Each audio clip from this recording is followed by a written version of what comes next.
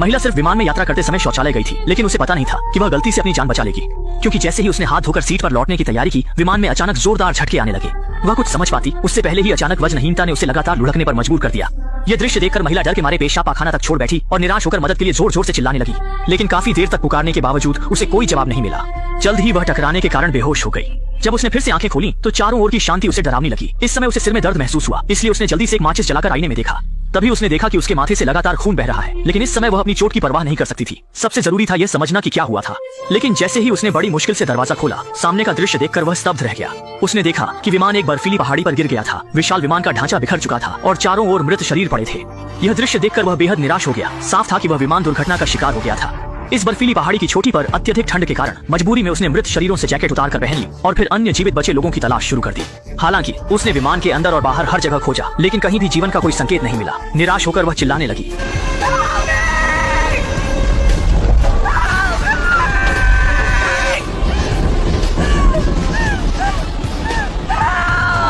ठीक उसी समय जब वह गहरे ज्वेवंग में डूबी थी, पास ही से एक आदमी की आवाज आई। उसने आवाज की दिशा में जाकर देखा तो पाया कि विमान के मलबे के नीचे एक जीवित आदमी दबा हुआ था। उसने तुरंत उसे बचा लिया।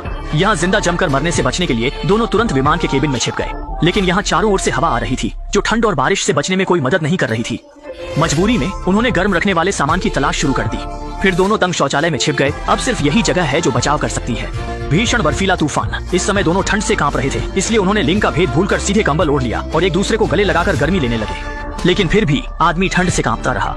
लिसा ने यह देखकर तुरंत उसके हाथों को अपने सीने पर रखकर गर्मी देने की कोशिश की, क्योंकि इस समय तापमान 0 से कई डिग्री नीचे था। ठंड से मरने से बचने के लिए यहाँ उन्हें मजबूरी में इसी तरह से गर्मी पानी पड़ी। दोनों ने इस तरह बड़ी मुश्किल से एक रात गुजार ली, लेकिन अब आगे कैसे जिंदा रहे यह दोनों के सामने एक बड़ी चुनौती बन गई थी। ये महसूस करते हुए कि अब और बैठकर मौत का इंतजार नहीं किया जा सकता, लिसा ने शौचालय का दरवाजा उचकाकर बाहर निकलने का फैसला किया। लेकिन सामने का दृश्य देखकर वह पूरी तरह टूट गई। सिर्फ एक ही रात बीती थी। विशाल विमान का मलबा बर्फ से ढक चुका था। पूरी पहाड़ी सफेद चादर ओढ़े थी और आसपास की भौगोलिक स्थिति से साफ पता चलता था कि ये जगह बहुत ही दूर दराज और सुनसान है। शायद बचाव दल के आने से पहले ही हम दोनों भूख से मर जाएं या ठंड से बर्फ की मूर्ति बन जाएं। यह सोचकर लिसा गहरी निराशा में डूब गई। उसे जीवन से कोई लगाव नहीं रहा और उसने सारी उम्मीदें छोड़ दी। उसने फैसला किया कि यहीं एक गड्ढा खोदकर खुद को दफना लेगी। लेकिन ठीक उसी समय कल जीवित बचा छोटा काला आदमी वहां आ गया। उसने लिसा को प्रोत्साहित किया कि वह हिम्मत न हारे और अपने परिवार और बड़े शहर में लौटने के बाद की खुशहाल जिंदगी के बारे में सोचे। छोटे काले आदमी की समझाइश के बाद लिसा ने खुद को संभाल लिया और अब उसने आत्महत्या का इरादा छोड़ दिया। लेकिन जैसे ही नया बर्फीला तूफान आने वाला था, उसने महसूस किया कि यहाँ रहना निश्चित रूप से मौत का कारण बनेगा। छोटे काले आदमी ने सुझाव दिया कि वे पहाड़ी से नीचे उतरकर अपनी किस्मत आजमाएं, यह कहते हुए कि अगर पहाड़ी के नीचे कोई निवासी है तो वे बच सकते हैं। सोचा भी नहीं था, लेकिन लिसा ने पूरी तरह से हार मान ली। उसका मानना था कि इस तरह के चरम मौसम में बाहर जाना लगभग निश्चित मौत है। इससे बेहतर है कि यहाँ शांतिपूर्वक बैठकर बचाव का इंतजार किया जाए। देखकर कि लिसा जिद पर अड़ी है कि वह यहीं रहकर बचाव का इंतजार करेगी, छोटे काले आदमी ने मजबूरी में लिसा को छोड़कर अकेले जाने का फैसला किया। दूर जाते छोटे काले आदमी को देखकर लिसा के दिल में फिर से पछतावे की भावना पैदा हुई, इसलिए उसने तुरंत अपनी जैकेट पहनी और बिना देर किए उसके पीछे चल पड़ी। इस समय से दोनों ने अपनी जीवित रहने की यात्रा शुरू कर दी। न जाने कितनी देर चलने के बाद वे आखिरकार बर्फीले पहाड़ के किनारे पर पहुंचे और जब उन्हें एहसास हुआ कि यही नीचे जाने का एकमात्र रास्ता है, तो दोनों को मजबूरन चट्टान के किनारे से नीचे उतरना पड़ा। चूंकि उनके पैरों के नीचे एक गहरी खाई थी, दोनों ने कोई लापरवाही नहीं की। लेकिन लिसा के लिए, जो बचपन से ही ऊंचाई से डरती थी, यह तो मानो असंभव था। उसका पैर फिसल गया और वह गिरने ही वाली थी, लेकिन शियाओ हेई ने समय पर उसे पकड़ लिया, जिससे उसकी जान बच गई। अभी अभी मिली सीख के बाद आगे दोनों और भी सतर्क हो गए। कई घंटों की लगातार कोशिश के बाद वे आखिरकार पहाड़ की मध्य ऊंचाई तक पहुंच गए। लेकिन जब लिसा ने नीचे धुंध से घिरी चट्टान को देखा तो उसके पैर कांपने लगे। इस भयानक जगह से बचने के लिए दोनों को चट्टान से चिपककर धीरे धीरे आगे बढ़ना पड़ा। हालांकि यहाँ की चट्टानें और भी खतरनाक थीं, हर कदम मुश्किल था और थोड़ी सी भी चूक से वे गिर सकते थे। जल्द ही लिसा एक बड़ी चट्टान से रुक गई और आगे नहीं बढ़ सकी। अथाह खाई को देखकर वह इतना डर गई कि आगे कदम नहीं बढ़ा पा रही थी। मजबूरी में शियाओ हेई ने उसे अपना हाथ बढ़ाया। हालांकि लिसा इस समय बहुत डरी हुई थी, लेकिन जीवित रहने की एक छोटी सी उम्मीद के लिए उसे अपना डर दबाना पड़ा और साहस जुटाना पड़ा। भाग्यवश वह बिना किसी दुर्घटना के पार कर गई। लेकिन तभी शियाओ हेई को एक और गंभीर समस्या का पता चला। उनके सामने एक बंद रास्ता था और इसका मतलब था कि वे दोनों पूरी तरह से इन खड़ी चट्टानों के बीच फंस गए थे। जब वे लगभग निराश हो चुके थे, आगे खड़े शियाओ हेई को अचानक कुछ याद आया और बिना कुछ कहे उसने अपना बैग खाई में फेंक दिया और फिर खुद भी कूद गया। उसका इरादा पेड़ों का इस्तेमाल बफर के रूप में करने का था। वास्तव में पेड़ की शाखाओं के कारण शियाओ हेई सुरक्षित नीचे उतर गया और फिर उसने ऊपर खड़ी लिसा को प्रोत्साहित किया, इशारा करते हुए कि वह भी पेड़ की तरफ कूदे। लीसा ने देखा कि अब उसके पास पीछे हटने का कोई रास्ता नहीं है। गहराई से सोचने के बाद आखिरकार वह पेड़ की ओर कूद गई। अचानक ऐसा हुआ कि वह नीचे कूदा और संयोग से नीचे खड़े शियाओ हे पर जा गिरा, जिससे शियाओ हे की आंखों के आगे तारे चमकने लगे। भाग्यवश दोनों को चोट नहीं आई और उन्होंने सोचा कि बड़ी मुसीबत से बचने के बाद अच्छा समय आएगा। लेकिन उन्होंने कभी नहीं सोचा था कि वे जहाँ थे वह इतना दूर दराज का इलाका था, जहाँ चारों ओर सिर्फ अनंत पहाड़ियाँ थीं और आसपास कोई भी नहीं था। हालांकि दोनों भूखे और ठंड से पीड़ित थे, लेकिन जीवित रहने की इच्छा के कारण उन्हें मजबूरन अपनी यात्रा जारी रखनी पड़ी। न जाने कितनी देर चलने के बाद वे एक और बर्फीले पहाड़ पर पहुंचे, जहां शियाओ हे को एक गुफा दिखाई दी जो आश्रय के लिए उपयुक्त लग रही थी। लेकिन जैसे ही वह यह अच्छी खबर लीसा को बताने वाला था, उसने मुड़कर देखा तो डर के मारे हैरान रह गया। पीछे एक विशाल हिमस्खलन फूट पड़ा था। शियाओ हे ने तुरंत लीसा को भागने का इशारा किया, लेकिन इस भयानक दृश्य को देखकर लीसा डर के मारे वहीं खड़ी रह गई। सिर्फ कुछ ही पलों में हिमस्खलन ने उसे पूरी तरह से जिंदा दफना दिया। हिमस्खलन के खत्म होने के बाद लीसा पूरी तरह से बर्फ में दब गई थी। वो बहुत कमजोर थी और केवल अपनी आखिरी ताकत से मदद के लिए चिल्ला सकी। शुक्र है कि शियाओ हे ने समय रहते गुफा में छुपकर अपनी जान बचा ली। लीसा की आवाज सुनते ही वह तुरंत दौड़ कर आया और खुदाई शुरू कर दी। लेकिन क्योंकि उसके पास कोई उपयुक्त औजार नहीं था, वह केवल अपने हाथों से ही जी जान से खुदाई कर सकता था। उसके निरंतर प्रयासों से वह आखिरकार मौत के मुंह में फंसी लीसा को बचाने में सफल रहा। फिर उसने लीसा को गुफा में खींच लिया।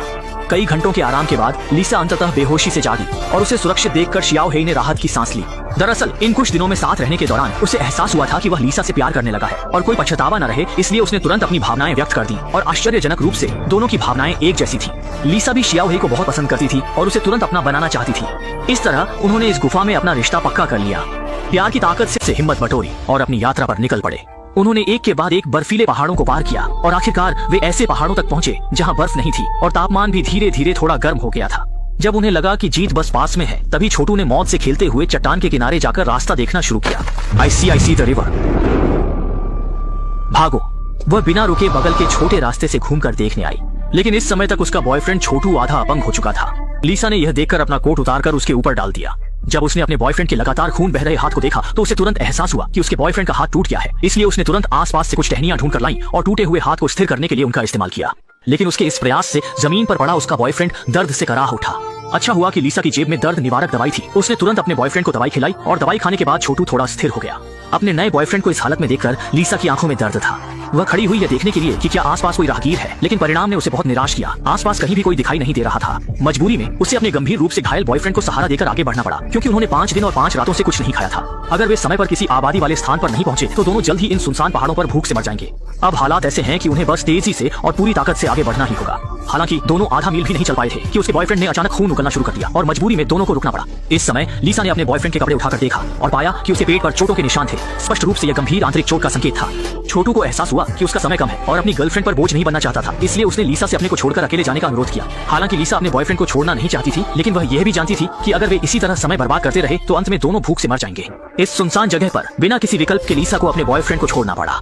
जाने से पहले उसने अपने बॉयफ्रेंड से कहा कि जैसे ही वह मदद पाएगी वह तुरंत उसे बचाने के लिए वापस आएगी। जल्द ही लीसा गलती से एक जंगल में पहुंच गई। हालांकि जैसे जैसे वह चलती गई उसने आसपास से एक अजीब आवाज सुनी और जब उसने आवाज की दिशा में देखा तो उसके सामने का दृश्य उसे हैरान कर गया। थोड़ी दूरी पर एक भूखा भेड़िया था और लीसा जैसे स्वादिष्ट शिकार को देखकर भूखे भेड़िए के मुंह से लार टपकने लगी।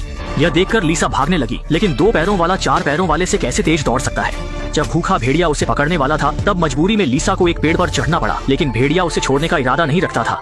इस जानवर को भगाने के लिए लीसा ने पास की एक शाखा को पकड़ा, फिर उसे तोड़ा और भेड़िए पर वार किया।